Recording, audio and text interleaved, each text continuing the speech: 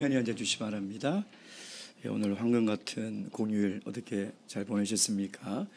우리 아동부들은 비가 와가지고 조금 노는데 많이 지장이 있지 않았나. 아침부터 걱정이 되더라고요. 우리 아이들이 마음껏 뛰어놀아야 되는데 비가 와서.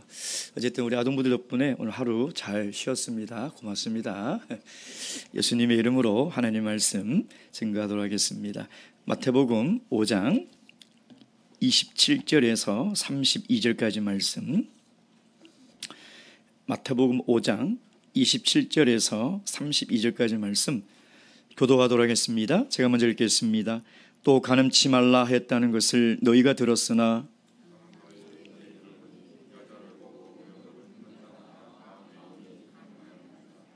만일 내 오른눈이 너로 실족해 하거든 빼어내 버리라. 내 백체 중 하나가 없어지고 온몸이 지옥에 던지우지 않은 것이 유익하며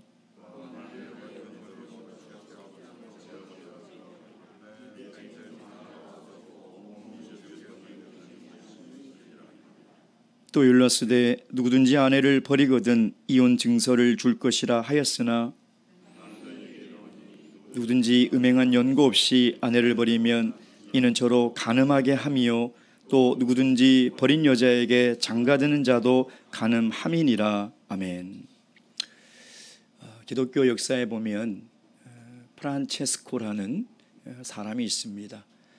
가톨릭 역사에서 어쩌면 가장 예수님의 모습에 가깝다고 할 정도로 성자로 일컫는 그런 사람이 있습니다. 그의 성품이나 그의 영성을 보면 정말 예수님이 살아계셨다면 저렇게 살지 않았을까 할 정도로 늘 말씀과 묵상과 기도의 삶을 살아갈 뿐만 아니라 그는 부요함에 처할 수 있었으나 스스로 가난하게 되었고요. 또 수많은 병자들과 함께 평생을 보냈던 그런 아주 위대한 인물이었습니다. 근데 어느 날 추운 겨울날 한방눈이 내려서 이 온통 눈이 쌓여 있는데요. 이 프란체스코가 발가벗고 그 흰 눈에서 막 뒹굴면서 소리를 지르고 있는 거예요. 제자들이 얼마나 놀랐겠습니까? 그래서 막 뛰어가서 아니 프란체스코 지금 여기서 뭐 하는 겁니까? 라고 했더니 내 안에 들끓는 욕정을 참을 수가 없어서 내가 이러고 있습니다. 라는 것입니다. 정말 예수 그리스도와 너무나 닮은 삶을 살아가는 이 성자도 인간의 본능과 이 욕정을 억누를 수 없는 것이 사실은 너무나 솔직한 고백이 아니겠습니까? 오늘 예수님께서는 이 신의 산에서 하나님의 백성들에게 주신 직접 돌판에 새겨서 주신 10가지 계명 가운데 7번째 간음하지 말라 라는 이 계명의 진정한 의미가 무엇인지, 이 계명의 진정한 속뜻이 무엇인지를 오늘 우리에게 이야기하고 있다는 것입니다. 오늘 이 시간 하나님께 주신 제7계명의 진실한 뜻이 무엇인지를 잘 깨달아 하나님의 거룩한 성품에 참여하는 그런 저와 여러분이 되기를 주님의 이름으로 축원드립니다. 우리가 먼저 이 7계명에 대한 바리새인과 서기관들의 해석을 보아야 합니다. 27절 다 함께 읽겠습니다. 시작. 또 간음치 말라 하였다는 것을 너희가 들었으나. 이 말은 뭐냐면 예수님 당시에 바리새인과 서기관들은 간음은 행동으로 짓는 죄라고 해석하고 가르쳤다는 것이죠.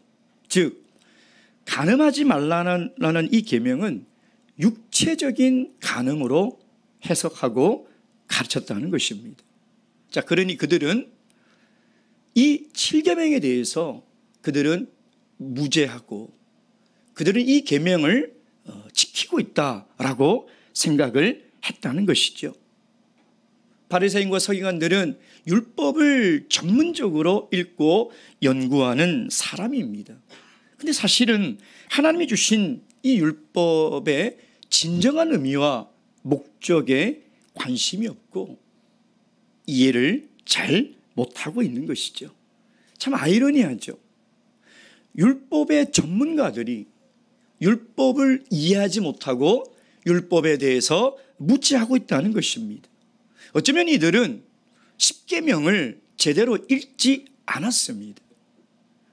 이들은 하나님이 주신 가장 중요한 십계명에 담긴 하나님의 진정한 속뜻, 이 10가지 계명을 주신 하나님의 의도와 목적을 알지 못했다는 것이죠. 마태복음 22장 35절 말씀.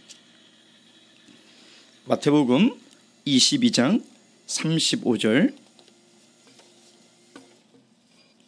35절 36절. 그 중에 한 율법사가 예수를 시험하여 묻되 선생님이여 율법 중에 어느 계명이 크니까? 37절 다 함께 읽겠습니다. 시작. 예수께서 가라사대 내 마음을 다하고 목숨을 다하고 뜻을 다하여 주 너희 하나님을 사랑하라 하셨으니. 하나님께서 우리에게 주신 이 십계명의 본래의 뜻은 하나님을 사랑하고 사람을 사랑하라는 것입니다. 사랑하는 성도 여러분, 믿음, 소망, 사랑, 이 중에 제일은 무엇입니까? 사랑입니다.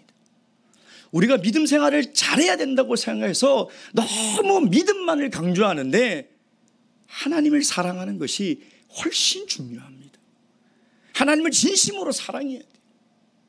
특별히 오늘 예수님은 마음을 다해서 사랑하라는, 뜻과 생명보다 더 중요한 것은 마음으로 사랑하라는, 하나님을 믿는 것보다 더 중요한 것, 하나님의 계명을 지키는 것보다 더 중요한 것은 그 마음이 진실로 하나님을 사랑하고 있느냐는, 그것이 가장 큰 계명이라는 것이죠.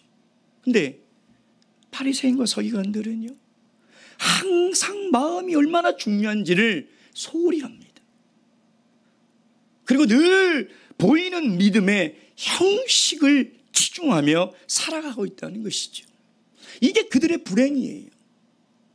예배를 드리는 것도, 기도를 하고 찬양을 하고 헌금하고 구제와 봉사를 하는 것도 열심히만 했지 그 동기가 정말 하나님을 사랑하는 마음으로 하지 않고 있다는 것이죠.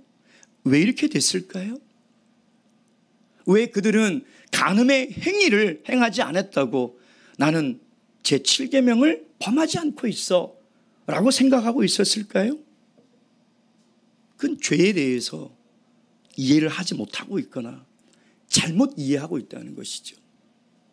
여러분, 죄는 어디에 있습니까? 우리의 행위에 있습니까? 우리의 마음에 있습니다. 죄는 우리의 행동과 우리의 마음에 있는 것이 아니라 우리의 행동을 이끌게 하는 그 마음에 우리의 죄가 있다는 것입니다.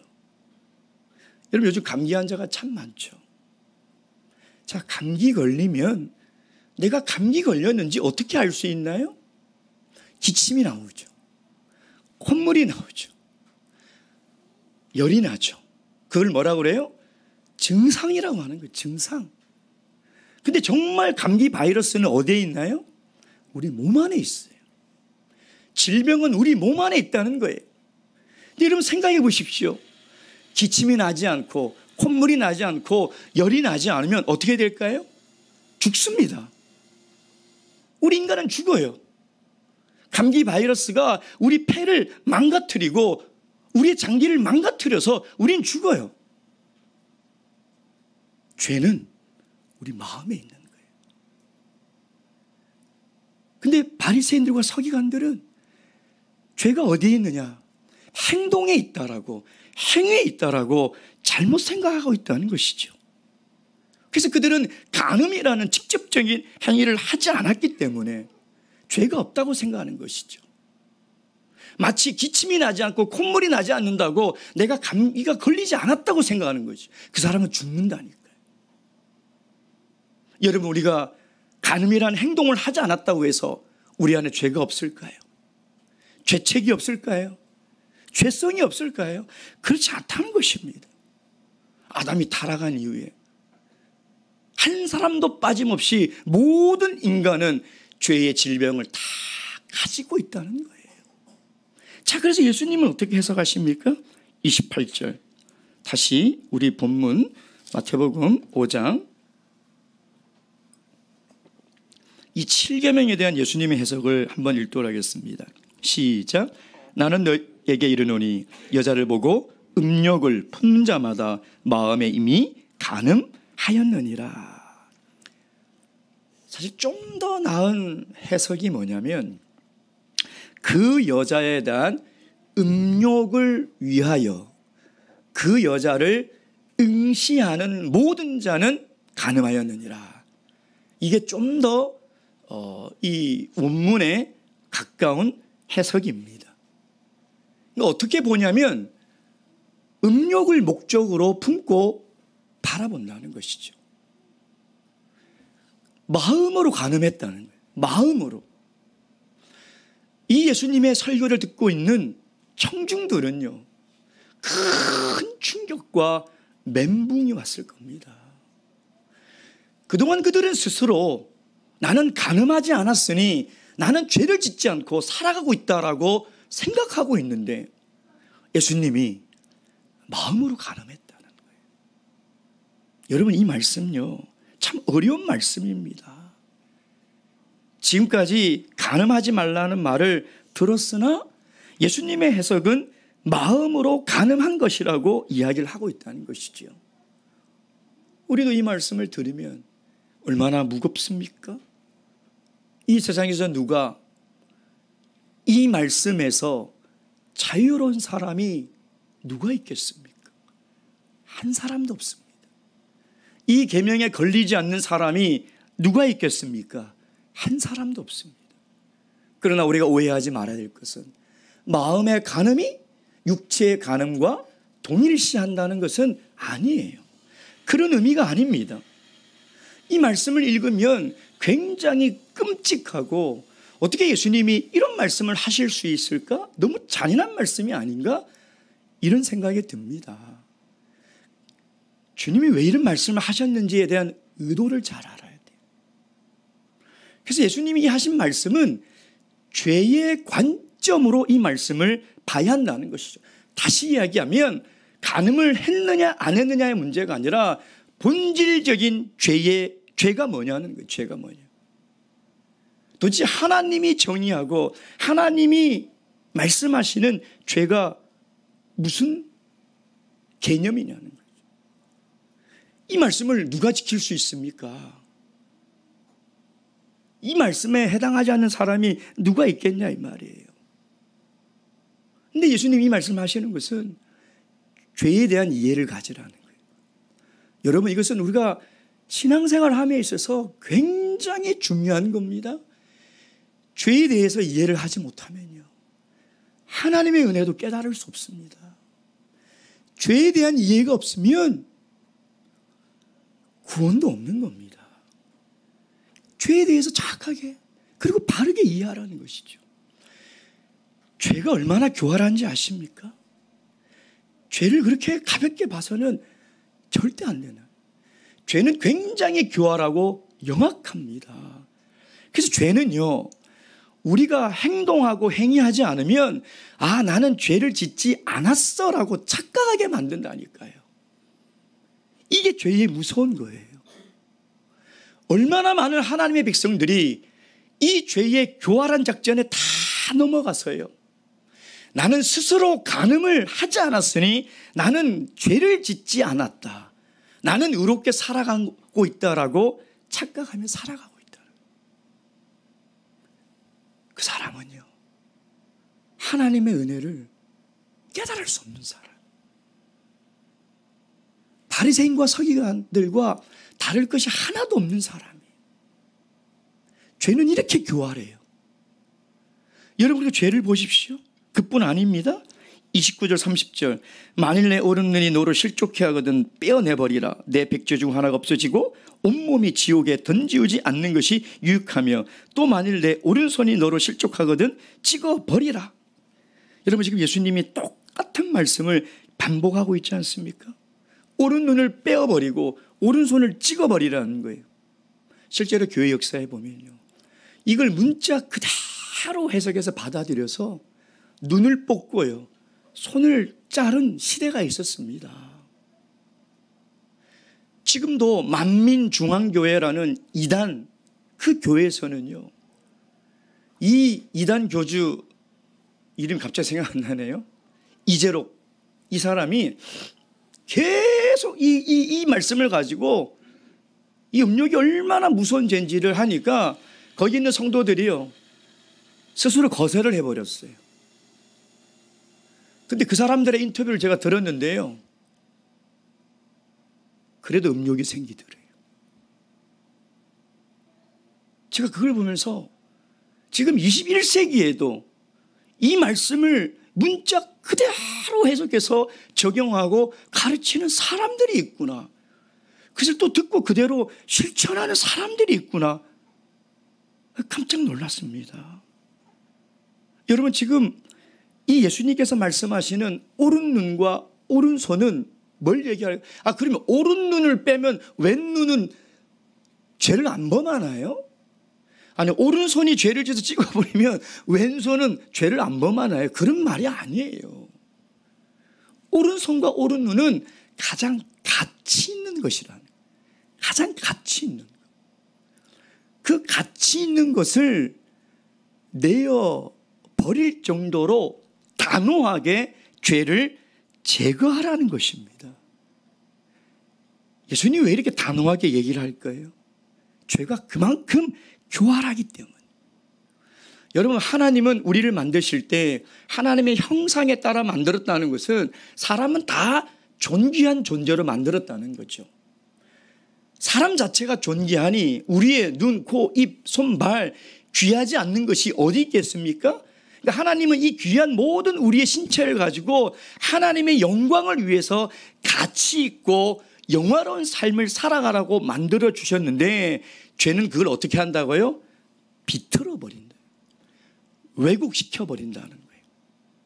가장 하나님이 주신 가장 가치 있는 것을 가장 타락한 도구로 만들어 버린다는 것이죠. 그게 뭐예요? 성. 여러분, 사실 식욕과 성욕과 소유욕은요 인간이 가진 기본적인 욕구입니다. 하나님이 주신 거예요. 그거 없이 어떻게 살아갑니까? 근데 마귀는 그것을 비틀고 왜곡시켜서요 그걸로 다 타락하게 만드는 거예요. 성은요 하나님이 결혼이라는 제도 안에서 부부에게 주신 하나님의 축복이고 선물입니다.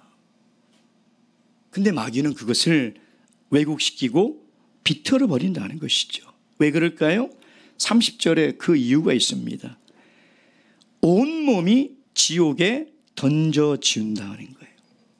결국 그 죄는 우리를 어디로 끌고 갑니까? 죽음으로. 성경은 분명히 이야기를 합니다. 죄의 삭은 사망이라는. 그래서 그 죄는 우리를 자꾸 죽음으로 몰고 가고, 죄는 모든 세상 사람들을 죽음으로 다 몰고 가는 거예요. 그래서 죄의 최종 목적지는 지옥이에요. 영원한 죽음, 영원한 죽음의 형벌에 처하는 것이, 그것이 죄가 가진 목적이라는 것이죠. 그래서 이 본문의 말씀은 하나님이 우리에게 주신 것 중에 가장 소중하고 가치 있다고 생각하는 것이, 만약 그것이 나를 죄짓게 하는 것이라면 그걸 제거하라는 거예요. 제거하라. 오른눈과 오른손뿐만 아니라 그것이 생명이라면, 그것이 지혜라면, 그것이 재능과 은사라면 하나님이 그 주신 것을 마귀는 자꾸 왜곡시킨다. 하나님이 왜 우리에게 생명을 주셨습니까?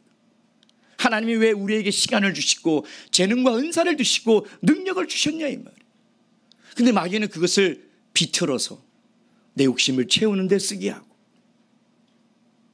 내 삶을 성취하는 데 사용하게 하고 내 삶을 즐기는 데 쓰게 한다는 것이죠. 그걸 과감하게 제거하라는 말씀이에요. 죄가 그만큼 무섭다는 거예요. 자, 그렇다면 마지막 세 번째, 왜 예수님은 갑자기 이혼 증서에 대해서 말씀을 하고 있는 걸까요? 자, 31절 32절 말씀 읽도록 하겠습니다. 31절 32절 시작.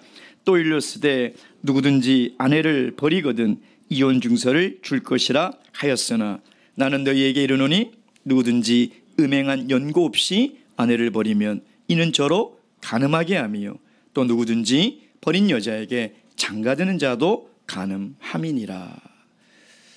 오늘은 이 말씀을 결혼과 이혼이라는 관점으로 말씀하지 않겠습니다. 물론 그렇게 우리가 말씀을 이해하고 이 말씀을 우리가 들어도 뭐 상관은 없습니다. 근데 오늘 예수님께서 간음하지 말라라는 이 말씀을 하시고 이 모세의 이혼 증서를 말씀을 하시는 것은 분명히 간음이라는 죄와 상관이 있기 때문인 것이죠.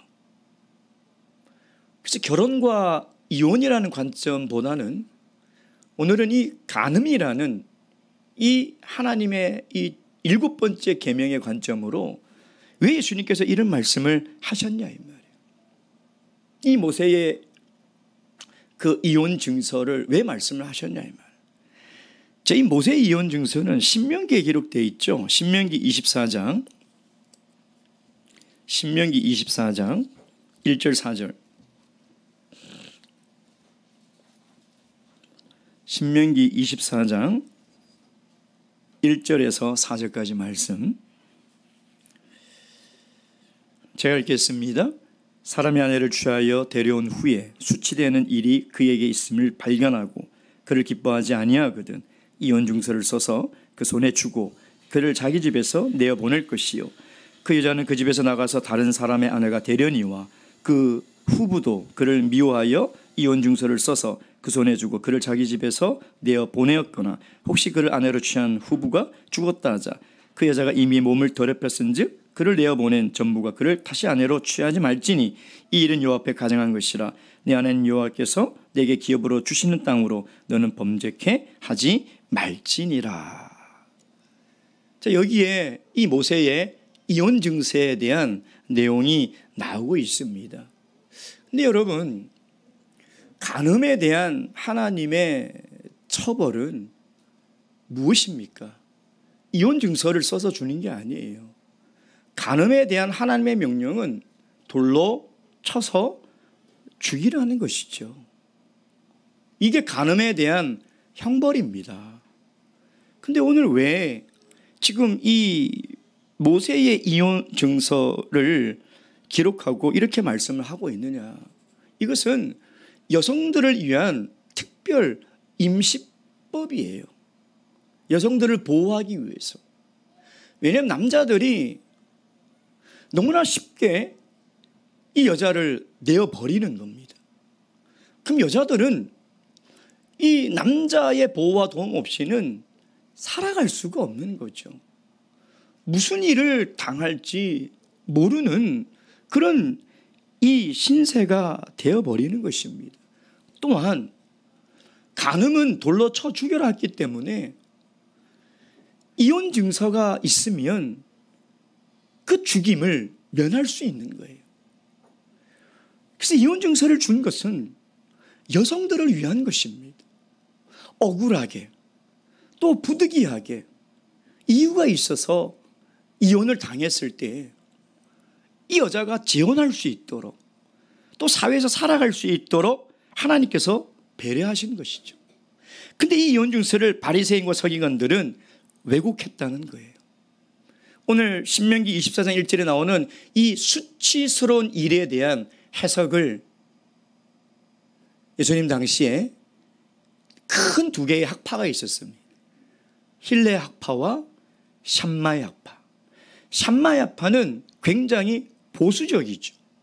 그래서 수치되는 일은 음행밖에 없어요. 음행의 연고 아니면 절대 이혼을 할 수 없는 거죠. 근데 이 힐레 학파는 이것을 굉장히 확대 해석했습니다. 그래서 수치되는 일이 뭐냐? 밥을 먹다가 돌이 나왔다? 그럼 이혼할 수 있는 거예요. 갑자기 아침에 일어나서 부인을 봤는데 내 마음에 안 든다? 이혼할 수 있는 거예요. 반찬을 짜게 만들었다? 이혼할 수 있는 거예요. 그러니까 그걸 다 수치되는 일로 해석해서 적용했다는 거예요. 자, 그러니까 마태복음 19장 보세요. 마태복음 19장 3절.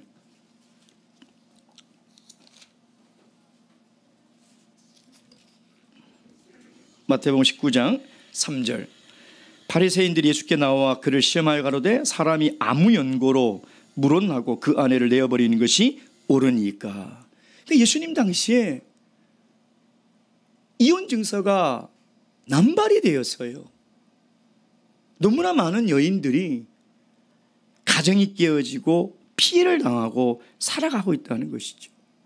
왜 예수님이 제7계명 간음하지 말라라는 이야기를 하시다가 왜 모세의 이혼 증서 이야기를 하시는 걸까요? 서기관과 바리새인들이 간음의 죄를 짓고 싶어서 하나님의 말씀을 왜곡시켰다는 거예요. 여러분, 자기 아내가 마음에 안 들고 더 마음에 드는 사람이 생기면 이혼 증서를 쓰면 그 여인을 취할 수 있어요. 다시 본문에 돌아가서 28절, 마태복음 5장 28절.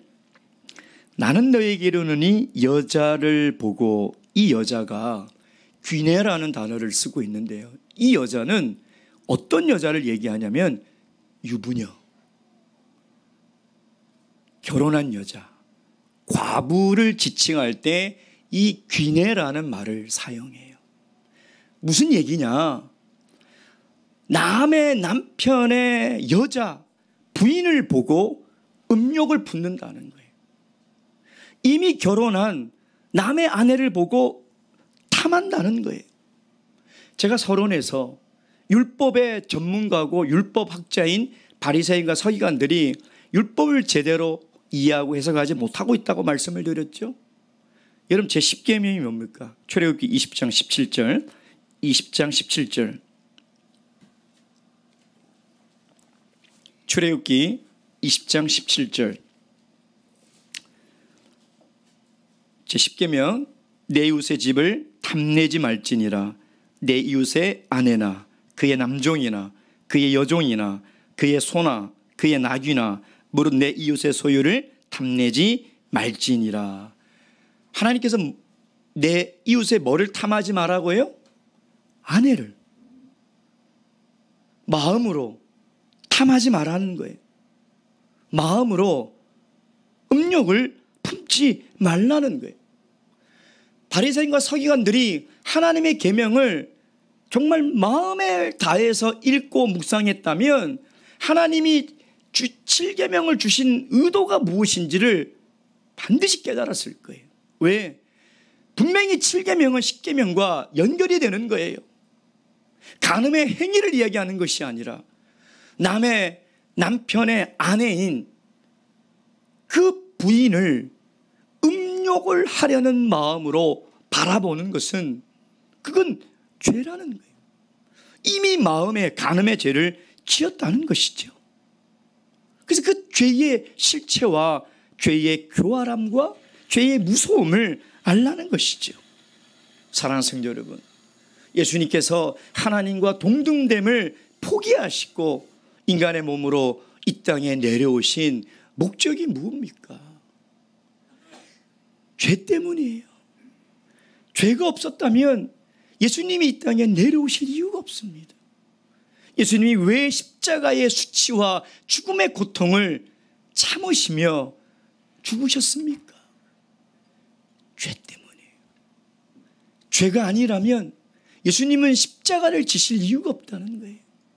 우리를 구원하신 목적은 죄에서 건지우시고 지금도 우리를 인도하시는 것은 죄악된 세상 속에서 죄의 실체를 정확하게 알아 죄와 싸워 이겨 거룩한 하나님의 백성으로 살아가라는 것이죠. 살인하지 말라, 간음하지 말라, 이 말씀을 들을 때에 너무나도 당당하게 당연하게 나하고는 상관없는 말이야 라는 마음이 있다면 우리 기도해야 됩니다. 하나님께 기도해야 돼요. 하나님의 긍휼을 베풀어 주셔서 저에게도 그런 죄가 있음을 깨닫게 해달라고 기도해야 돼요. 그 죄가 내 안에 있는데 내가 그것을 보지 못하고 내가 그것을 알지 못하는 것이 얼마나 불행한 일인지를 알아야 된다는 것입니다. 이 죄에 대해서 우리는 이 죄를 이길 수 있는 능력 자체가 없어요. 어떻게 육체의 종력을 우리가 이길 수 있겠습니까?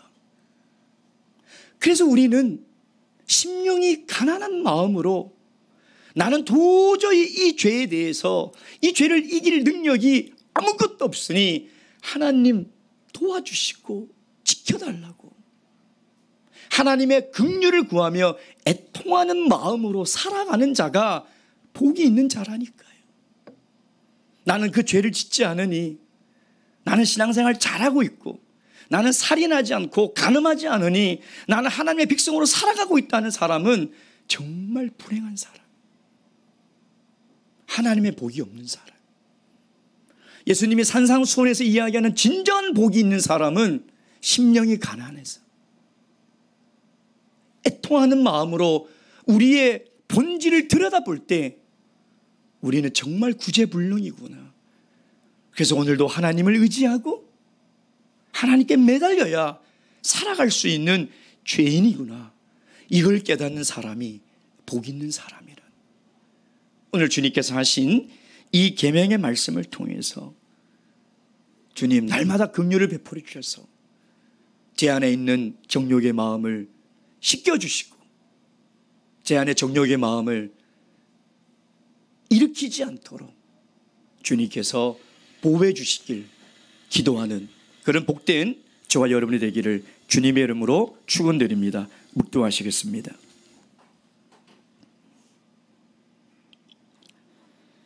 할렐루야. 아멘. 찬양하시겠습니다. 찬송가 186장입니다.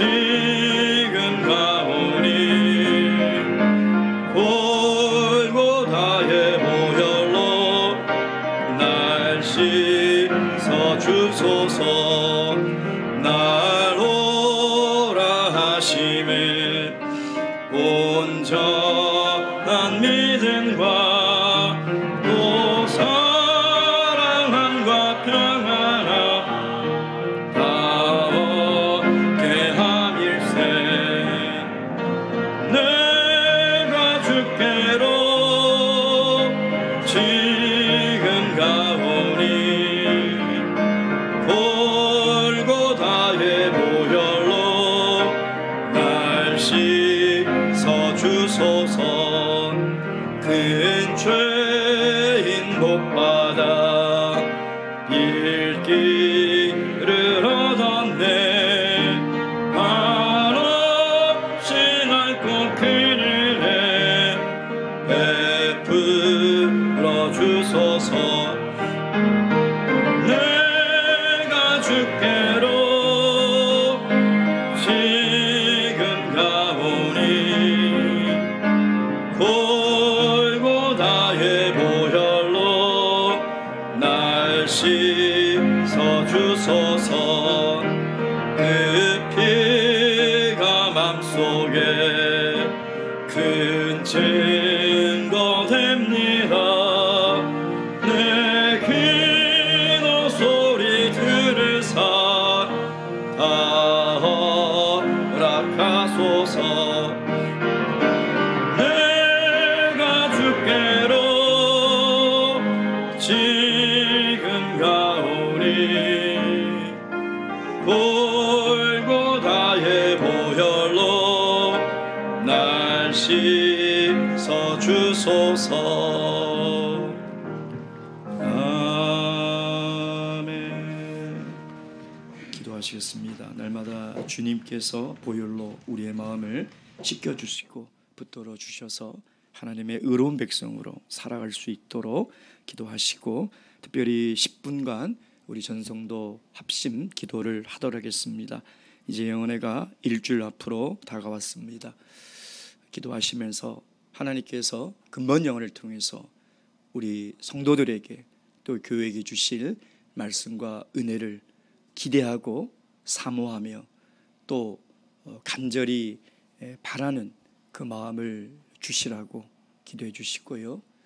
하나님께서 모든 일정 가운데 역사하셔서 하나님의 은혜와 축복이 충만한 그런 영혼이 될 수 있도록 세우신 강사님에게 지혜와 성령의 충만함을 허락해 주시고, 특별히 근본 영혼에도 우리 잃은 양들 또 전도 대상자들 지금 기도하고 있습니다. 하나님께서 그들의 마음을 꼭 움직여 주셔서 그들의 발걸음을 하나님의 성전으로 인도해 주시길 기도하도록 하겠습니다. 10분간 기도할 때 안수기도 하도록 하겠습니다. 근본 영을 통해서 성령의 충만함을 얻고 또 삶의 문제를 해결받고 또 믿음의 성장을 이루기를 원하시는 분들은 앞으로 나오셔서 기도하시 바랍니다. 기도하겠습니다.